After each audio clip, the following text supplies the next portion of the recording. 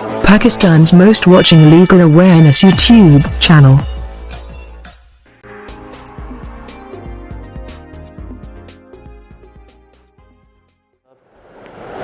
Hello friend and viewers, I hope all are fine. This is Mobushar Iqbal Chohan, Advocate High Court and Legal Lecturer. आज का हमारा lecture बहुत ज़्यादा अहमियत का हामिल है। ये लेक्चर हर उस शख्स के लिए है जो पाकिस्तान या इंडिया के किसी भी गली मोहल्ले शहर में रहता है और उसको खदशा है या उसके साथ ऐसा हो गया है या होने वाला है या हो चुका है, लेकिन उसको अपने लीगल राइट्स का नहीं पता था, जिसकी वजह से वो अब तक इस अजियत को बर्दाश्त करता रहा। ये लेक्चर है आपके हकूक़ के आसाइश व सकून का, rights of satisfaction and comfortness. आपके ऐसे हकूक़ जिससे आपको आसाइश मिलती है, सुकून मिलता है। अगर उन हकूक़ को कोई शख्स पामाल करे, सस्पेंड करे, तंग करे, जिससे आपको अजियत का, तकलीफ़ का सामना करना पड़े। जैसे कि फॉर एग्ज़ाम्पल कोई शख्स है, अब अक्सर लाहौर के अंदर या मुंबई या और बड़े जो गुंजान शहर हैं, बड़े शहर हैं, वहाँ पर आपने देखा होगा कि छोटे छोटे घर हैं, छोटी छोटी गलियाँ हैं, वहीं पर सब कुछ मतलब 5 या 10 महल्ले की बिल्डिंग के अंदर अपार्टमेंट्स बने हुए हैं, फ्लैट बने हुए हैं वहाँ पर। तो अगर कोई शख्स अपने घर के सामने आउटर लगा दे, जिसका जो मुँह है, जिसकी जो गर्म हवा है वो दूसरे के घर में फेंकता है, ये भी तकलीफ़। कोई शख्स किसी के घर के सामने या घर के साथ कोई गटर खोद ले, गटर बना ले, ये भी तकलीफ़, गंदगी की, स्मेल की, बदबू की। सेम ऐसे ही अगर एक शख्स का घर है और दूसरा शख्स उस घर से ऊंची को ऐसी दीवार कर दे जिससे इस शख्स के घर तक हवा या रोशनी ही ना पहुंच सके, सूरज की रोशनी ही इसको ना मिल सके, तो इस तरह की तमाम तकलीफ़, आसाइश, आपकी कंफर्टनेस, आपके rights of satisfaction, right of flexibility, आपके हकूक़ के आसाइश, आपको सुकून को शख्स डिस्टर्ब करे, ख़राब करे, उसके अंदर खलल डाले, तो आप इसकी कार्रवाई कहाँ, कैसे, किस तरीके से कर सकते हैं? क्या इस दौरान आप उस शख्स से हर्जाना ले सकते हैं या नहीं ले सकते?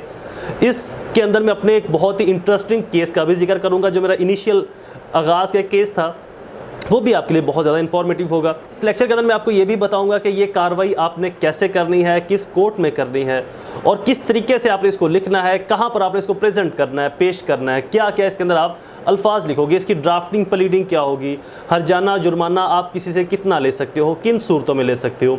कोई शख्स आपको तंग कर रहा है, किसी ने आपके घर के आगे से या वापडा वालों ने आपके घर के आगे से बिजली की तारें गुजार दी हैं, आपके घर के आगे से किसी और को सप्लाई दे दी है, जिससे आपके घर को खदशा है, आपके घर के अंदर रहने वाले अफराद को बिजली का खदशा रहे, नुकसान होने का खदशा रहता है। तो इन तमाम सूरतों में आप इस दावे के तहत किसी भी शख्स, डिपार्टमेंट के ख़िलाफ़ कार्रवाई अमल में ला सकते हैं।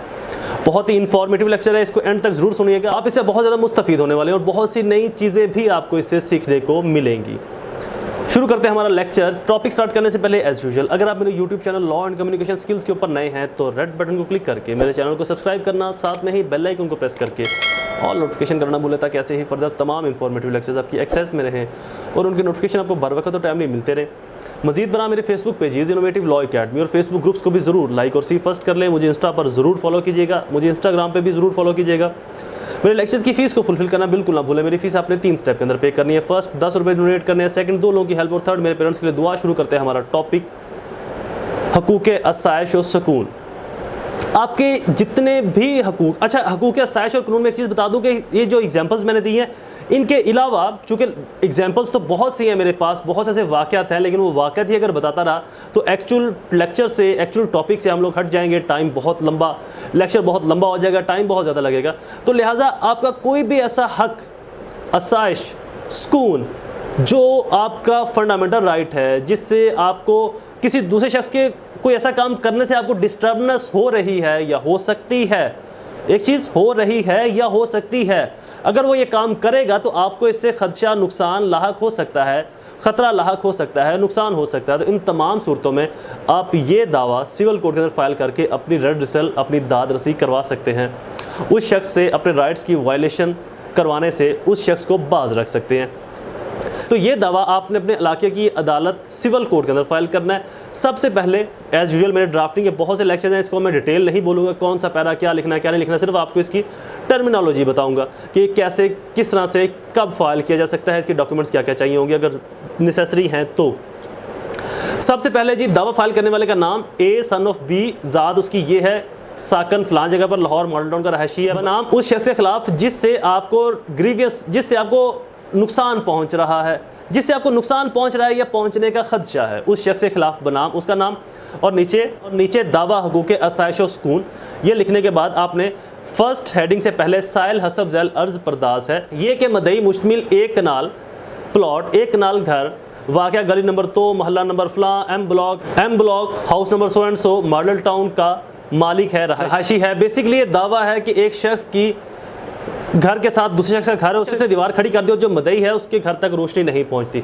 तो लिहाजा ये कि एक कनाल मुश्तमिल घर, मकान नंबर सो एंड सो, गली नंबर फलां एम ब्लॉक मॉडल टाउन के अंदर मुश्तमिल है और मदई अरसा 10 साल से या जितने भी अरसे से वहाँ पर मौजूद है। मदई ने अपने फलां साइड यानी कि मशरिक या मगरिब साइड पर एक रोशनदान हवा के लिए और रोशनी के लिए रखा हुआ था बालाई मंजिल के ऊपर, जिससे मदई को कुदरती तौर के ऊपर सूरज की रोशनी और ताज़ा हवा मिलती थी। और पिछले 10 साल से मुद्दा और मदई लई का बिला रोकोटो की सिलसिला जारी था। हेडिंग नंबर 2 पैरा नंबर 2 ये कि अरसा 10 रोज़ कबल या 5 रोज़ कबल मुद्दा लेने मदई के फलां साइड पर जहाँ पर रोशनदान था या जहाँ पर रोशनी के लिए वो एरिया वो जगह मुख्तस की गई थी, छोड़ी गई थी, वहाँ पर मुद्दा लेने दीवार खड़ी करनी शुरू कर दी है। मदई ने उसको बारहा रोका भी, लेकिन मुद्दा लेने ये कहकर इनकार कर दिया कि ये मेरी प्रॉपर्टी में जितनी मर्जी ऊंची बिल्डिंग बनाऊँ यहाँ पर।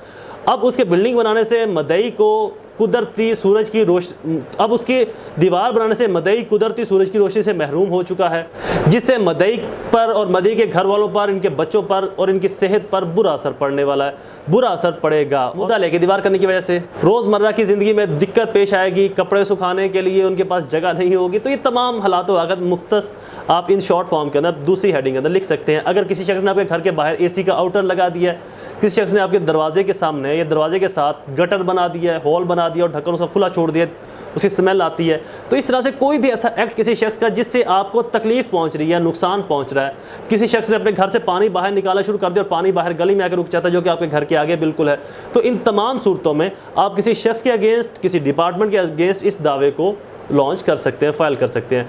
हेडिंग नंबर 3 ये कि मदई को रोशनी और हवा की सहूलत अरसा 10 साल से मैसर थी और मुद्दा लेने इसके ऊपर कोई एतराज़ भी नहीं किया। मुद्दा ले और मदई की रजामंदी से ये काम चलता आ रहा था और मुद्दा ले ने कभी कोई एतराज़ भी नहीं किया। और अब मुद्दा ले की गैर कानूनी तौर पर दीवार करने से मदई का कानूनी और इखलाकी हक मुतासिर हुआ। ये कि मदई ने मुद्दा ले को हर चंद कहा और कहलवाया, यानी कि हर चंद कुछ लोगों के ज़रिए कहा भी, खुद भी कहा और कुछ लोगों के जरिए कहलाया भी कि दीवार खड़ी करके मदई को तंग ना करे, लेकिन मुद्दा ले कतन इनकारी है, मैं दीवार खड़ी करांगा ही करांगा। ये कि मदई को बनाए दावा मुद्दा ले के खिलाफ उस रोज़ से शुरू हुआ जिस दिन से उसने दीवार स्टार्ट किया। कि बनाए दावा तब से आता है जब से कोई इख्तलाफ पैदा होता है, तो जिस दिन इख्तलाफ पैदा हुआ वहीं से बनाए दावा शुरू होता है। 2 रोज़ या 10 रोज़ कबल जो उसने दीवार बनानी शुरू की उस दिन से बनाए दावा मदई को हासिल हुआ। छठी हेडिंग छठा पैरा ये कि मदई का मकान हदूद लाहौर के अंदर है और लाहौर की बादालत जनाब को सुनने का इख्तियार हासिल है और लाहौर की अदालत जनाब को इख्तियार समात हासिल है। सातवीं के मालियत कोर्ट फ़ी इतनी है जो कि एग्जाम्प्ट कर दी जाए या कर दी गई, जो कि एग्जाम्प्ट है व्हाट्सएवर, ये आप मालियत के हिसाब से वहाँ पर लिख सकते हैं। उसके बाद अंदरीन हालात वाला इस्तदा है कि दावा मदई बरहक मदई और बरखिलाफ मुद्दा ले डिक्री सादर फरमाया जाए ताकि मदई की रेडिसल हो सके, इसकी दादरसी हो सके। बरखिलाफ मुद्दा ले डिक्री फरमाया जाए और रोशनदान और रोशनी का मदई को एक खातर ख्वाह इंतज़ाम करवा के दिया जाए ताकि वो अपनी दीवार रोके और मदई के पास कुदरती तौर के ऊपर रोशनी हासिल कर सके। इसके बाद नीचे अलमरकूम तारीख अल अर्ज़, दावा फाइल करने वाले का नाम A सन ऑफ B, ज़ात सो एंड सो, सकना रहायशी वो जहाँ का भी है वो सो एंड सो, नीचे मदई उसका नाम, उसके बाद बजरिया counsel Mubashar Iqbal Chauhan advocate high court office so and so.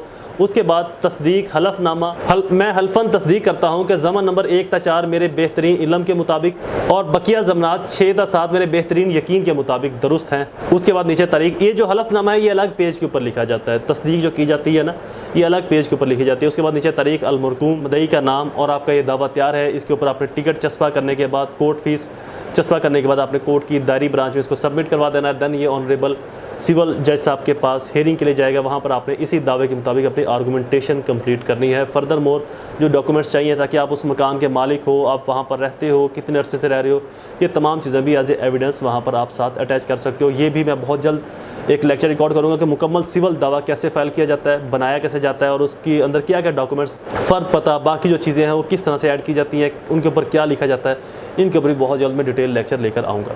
I hope ये लेक्चर आपके लिए फ़ायदेमंद साबित होगा। ऐसे ही इन्फॉर्मेटिव वीडियोस को सुनने के लिए हमारे चैनल को सब्सक्राइब करना, बेल आइकन को प्रेस करना बिल्कुल ना भूलें। दोबारा हाजिर होंगे एक नई सीरीज़ में एक नए लेक्चर के साथ। तब तक मुझे अपनी दुआ में ज़रूर याद रखें। अल्लाह ताला आप सबका हामी और नासिर हो। वस्सलाम।